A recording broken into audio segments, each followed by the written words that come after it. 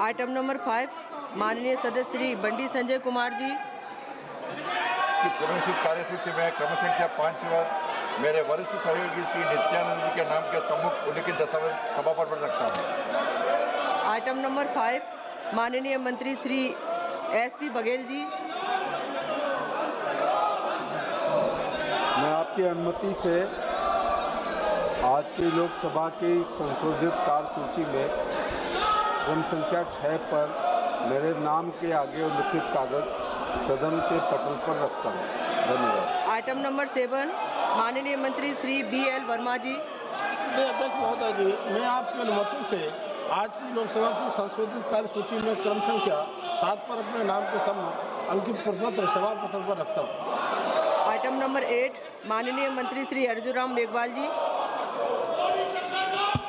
Honorable Chairperson, Madam, with your kind permission, on behalf of my colleague Shri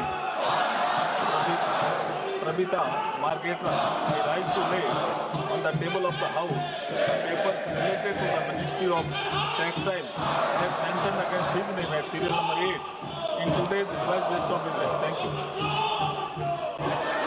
item number 9 माननीय सदस्य doctor Nishikant Dubey ji.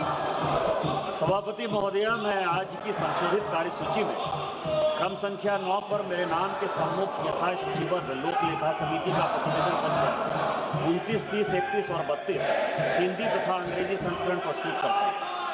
Item number 10 माननीय मंत्री श्री रामनाथ ठाकुर जी।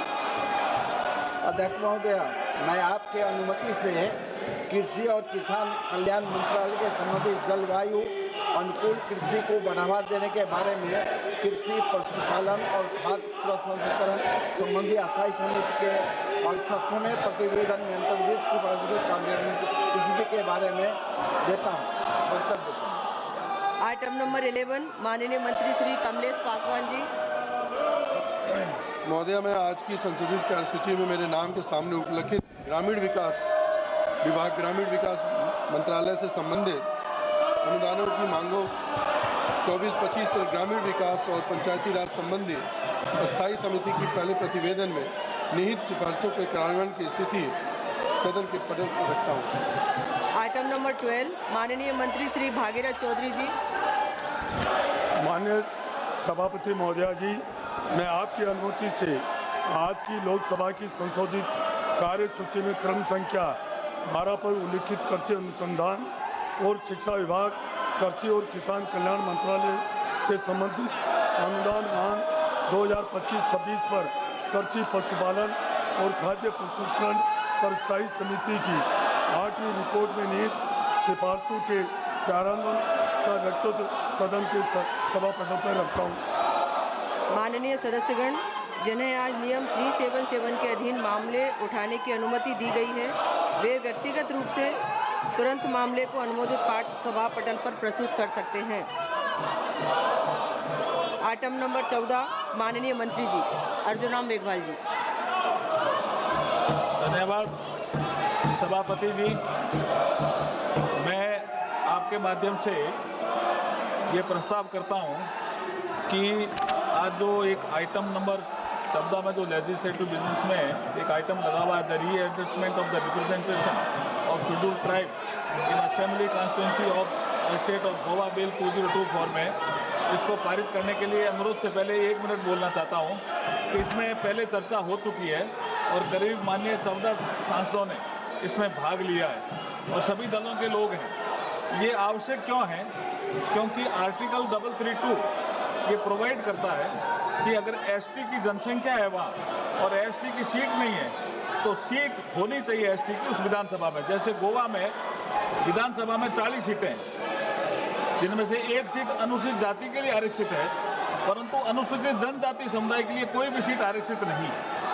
ये उल्लेखनीय है कि वर्ष 2002 में परिशमन की प्रक्रिया शुरू की गई थी और गोवा राज्य में अनुसूचित जनजातियों की जनसंख्या उस समय वर्ष 2001 की जनगणना के आंकड़ों के अनुसार केवल 566 रिकॉर्ड की गई थी, जबकि कुल जनसंख्या 13 लाख से अधिक थी। इस प्रकार गोवा के ST समुदाय विधानसभा में अपने समुदायों के लिए संविधान के अनुसार आरक्षण का लाभ प्राप्त नहीं कर पा रहे हैं। इसलिए वर्ष 2003 में गोवा राज्य के अनुसूचित जनजातियों की सूची में 3 नए समुदायों कुणबी, गावड़ा और वैली को शामिल करने हेतु संविधान अनुसूचित जाति और अनुसूचित जनजाति आदेश संशोधन अधिनियम 2003 पारित किया गया।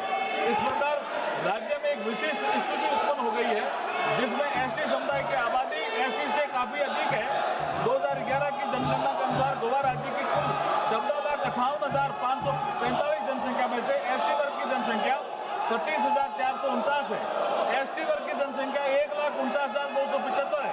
इस परिस्थिति में अनुसूचित जनजाति समुदाय के लोग विधानसभाओं में आरक्षण के संवैधानिक लाभ को प्राप्त करने में असमर्थ हैं।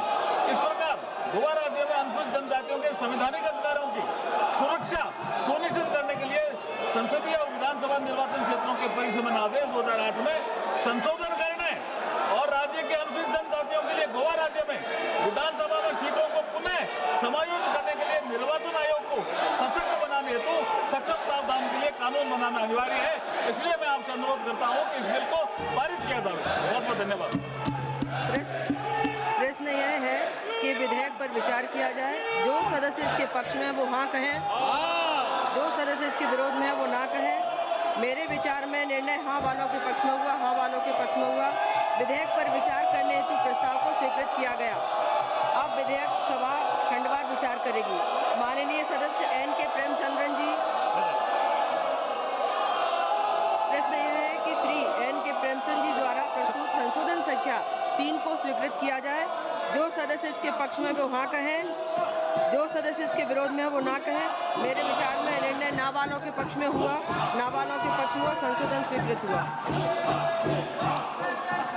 प्रश्न यह है कि खंड 2 विधेयक का अंग बने। जो सदस्य इसके पक्ष में है वो हाँ कहें, जो सदस्य इसके विरोध में है वो ना कहें। मेरे विचार में निर्णय हाँ वालों के पक्ष में हुआ, हाँ वालों के पक्ष में हुआ। खंड 2 विधेयक का अंग बने। माननीय सदस्य श्री एन के प्रेमचंद्रन जी, मूविंग द अमेंडमेंट। प्रश्न यह है कि माननीय सदस्य श्री एन के प्रेमचंद्रन जी द्वारा प्रस्तुत संशोधन संख्या 4 को स्वीकृत किया जाए। जो सदस्य इसके पक्ष में वो हाँ कहें, जो सदस्य इसके विरोध में है वो ना कहें। मेरे विचार में निर्णय ना वालों के पक्ष में हुआ, ना वालों के पक्ष में हुआ, संशोधन स्वीकृत हुए। श्री राजेश रंजन जी, संशोधन संख्या 12। माननीय सदस्य श्री सौगत राय जी, माननीय सदस्य श्री अभय कुमार सिन्हा जी। प्रश्न यह है कि खंड 3 और 4 विधेयक का अंग बने। जो सदस्य इसके पक्ष में वो हाँ कहें, जो सदस्य इसके विरोध में वो ना कहें। मेरे विचार में निर्णय हाँ वालों के पक्ष में हुआ, हाँ वालों के पक्ष में हुआ। खंड 3 और 4 विधेयक का अंग बने। माननीय सदस्य श्री एन के प्रेमचंद्रन जी,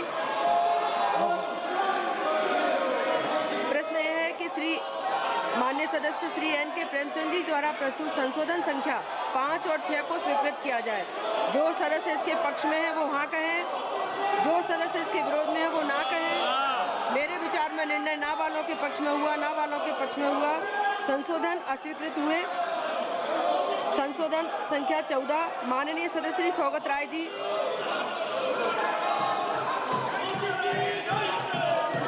प्रश्न यह है कि खंड 5 विधेयक का अंग बने।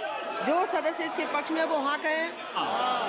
मेरे विचार में निर्णय हाँ वालों के पक्ष में हुआ, हाँ वालों के पक्ष में हुआ। खंड 5 विधेयक का अंग बना।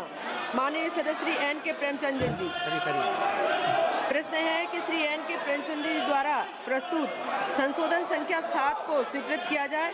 जो सदस्य इसके पक्ष में वो हाँ कहें, जो सदस्य इसके विरोध में वो ना कहें। मेरे विचार में निर्णय ना वालों के पक्ष में हुआ, ना वालों के पक्ष में हुआ। संशोधन अस्वीकृत हुआ।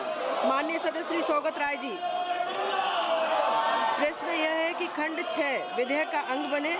जो सदस्य इसके पक्ष में वो हाँ कहें, जो सदस्य इसके विरोध में वो ना कहें।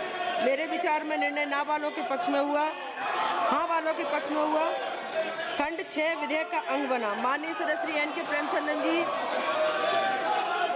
प्रश्न यह है कि श्री एन के प्रेमचंद्र जी द्वारा प्रस्तुत संशोधन संख्या 8 को स्वीकृत किया जाए। जो सदस्य इसके पक्ष में वो हाँ कहें, जो सदस्य इसके विरोध में वो ना कहें। मेरे विचार में निर्णय ना वालों के पक्ष में हुआ, ना वालों के पक्ष में हुआ। संशोधन अस्वीकृत हुआ। प्रश्न यह है कि खंड 7 विधेयक का अंग बने। जो सदस्य इसके पक्ष में है वो हाँ कहें, जो सदस्य इसके विरोध में वो ना कहें। मेरे विचार में निर्णय हाँ वालों के पक्ष में हुआ, हाँ वालों के पक्ष में हुआ। खंड 7 विधेयक का अंग बना। माननीय सदस्य श्री N.K. प्रेमचंद्रन जी, प्रश्न यह है कि श्री N.K. प्रेमचंद्रन जी द्वारा प्रस्तुत संशोधन संख्या 9 को स्वीकृत किया जाए। जो सदस्य इसके पक्ष में वो हाँ कहें, जो सदस्य इसके विरोध में वो ना कहें। मेरे विचार में निर्णय ना वालों के पक्ष में हुआ, ना वालों के पक्ष में हुआ। संशोधन अस्वीकृत हुए। प्रश्न यह है कि खंड 8 विधेयक का अंग बने। जो सदस्य इसके पक्ष में वो हाँ कहे, जो सदस्य इसके विरोध में वो ना कहे। मेरे विचार में निर्णय हाँ वालों के पक्ष में हुआ, हाँ वालों के पक्ष में हुआ। खंड 8 विधेयक का अंग बना। माननीय मंत्री जी, संशोधन संख्या 2। I move the amendment. प्रश्न यह है कि माननीय मंत्री द्वारा प्रस्तुत संशोधन संख्या 2 को स्वीकृत किया जाए। जो सदस्य इसके पक्ष में है वो हाँ कहें, जो सदस्य इसके विरोध में वो ना कहें। मेरे विचार में निर्णय हाँ वालों के पक्ष में हुआ, हाँ वालों के पक्ष में हुआ। संशोधन स्वीकृत हुए। प्रश्न यह है कि खंड 1 यथा संशोधित विधेयक का अंग बने। जो सदस्य इसके पक्ष में वो हाँ कहे, जो सदस्य इसके विरोध में है वो ना कहे। मेरे विचार में निर्णय हाँ वालों के पक्ष में हुआ, हाँ वालों के पक्ष में हुआ। खंड 1 यथा संशोधित विधेयक का अंग बना। माननीय मंत्री जी, संशोधन प्रस्तुत करें। I move the amendment. प्रश्न यह है कि माननीय मंत्री जी द्वारा प्रस्तुत संशोधन संख्या 1 को स्वीकृत किया जाए। जो सदस्य इसके पक्ष में है वो हाँ कहें, जो सदस्य इसके विरोध में है वो ना कहें। मेरे विचार में निर्णय हाँ वालों के पक्ष में हुआ, हाँ वालों के पक्ष में हुआ। संशोधन स्वीकृत हुआ। प्रश्न यह है कि यथा संशोधित अधिनियम सूत्र विधेयक का अंग बने। जो सदस्य इसके पक्ष में है वो हाँ कहे, जो सदस्य इसके विरोध में है वो ना कहे। मेरे विचार में निर्णय हाँ वालों के पक्ष में हुआ, हाँ वालों के पक्ष में हुआ। यथा संशोधित अधिनियम सूत्र विधेयक का अंग बने। प्रश्न यह है कि विधेयक का पूरा नाम विधेयक का अंग बने। जो सदस्य इसके पक्ष में वो हाँ कहे, जो सदस्य इसके विरोध में है वो ना कहे। मेरे विचार में निर्णय हाँ वालों के पक्ष में हुआ, हाँ वालों के पक्ष में हुआ। प्रस्ताव स्वीकृत हुआ और विधेयक का पूरा नाम विधेयक का अंग बना। मंत्री जी, अब यह प्रस्ताव करें कि विधेयक को पारित किया जाए। तो honourable madam, I move the bill be passed. प्रश्न यह है कि यथा संशोधित विधेयक को पारित किया जाए। जो सदस्य इसके पक्ष में वो हाँ कहे, जो सदस्य इसके विरोध में है वो ना कहे। मेरे विचार में निर्णय हाँ वालों के पक्ष में हुआ, हाँ वालों के पक्ष में हुआ। प्रस्ताव स्वीकृत हुआ। विधेयक यथा संशोधित पारित हुआ।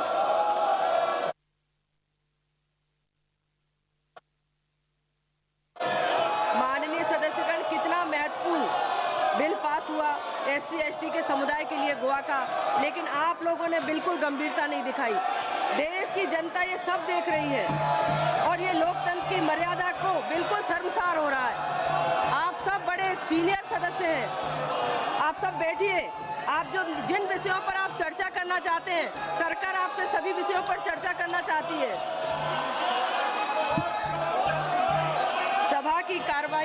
सभा की कार्यवाही दिनांक 6 अगस्त 2025 को प्रातः 11 बजे तक के लिए स्थगित की जाती है।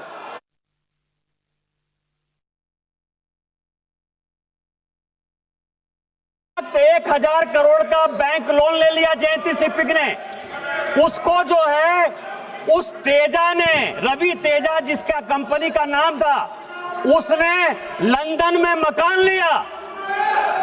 और आपको पता है मधुलिमिया जी ने इसी हाउस में कहा सभापति महोदय कि तेजा साहब जो है राजीव गांधी का और संजय गांधी का रहने का खर्चा और पूरे पढ़ाई का खर्चा वो जयंती शिपिंग का मालिक तेजा देता था। इस तरह की बातें कर रहे हो आप। हमसे एयरक्राफ्ट का हिसाब लेते हो। 62 के युद्ध में, 62 के युद्ध में, 65 के युद्ध में, 71 के युद्ध में कितने एयरक्राफ्ट गिरे ये आपको पता है। ये पार्लियामेंट में आज तक डिस्कस नहीं हुआ। हमने इसका कभी हिसाब नहीं मांगा। IMF का लोन 1948 से लेकर 2010 तक यदि मुझे बताओगे तो मैं ये बताऊंगा कि पाकिस्तान को 1948 से लेकर 2010 तक IMF और वर्ल्ड बैंक लोन देता रहा। आपने एक बार भी उसके ऊपर क्वेश्चन नहीं किया। लेकिन हमने जो है, जब अभी ऑपरेशन सिंदूर के बाद IMF और वर्ल्ड बैंक लोन लेना चाहती थी, हमने विरोध किया। भारत ने पहली बार विरोध किया। आप सुनना चाहते हो, 65 के युद्ध में 45 एयरक्राफ्ट आपने लूज किया। 1971 के युद्ध में 71 एयरक्राफ्ट आपने लूज किया। आपसे कभी किसी ने हिसाब पूछा? हम देशभक्त नागरिक हैं। भारतीय जनता पार्टी का जन्म ही उसी से हुआ है। श्यामा प्रसाद मुखर्जी जी ने इस कश्मीर को बचाने के लिए अपना बलिदान दिया है। माननीय नरेंद्र मोदी जी ने 1952, 92, 93 में झंडा फहराने के लिए अपने जान की परवाह नहीं की। हमारे लिए एक एक नागरिक महत्वपूर्ण है। आतंकवादी को मिट्टी में मिलाएंगे, पाकिस्तान ऑक्युपाइड कश्मीर को भारत का अंग बनाएंगे। यही हमारा संकल्प है, यही हमारा न्यू नॉर्मल है। और जिस दिन ये बनेगा उस दिन भारत एक होगा। आपने मैं भारत की सेना का, इस देश के प्रधानमंत्री का धन्यवाद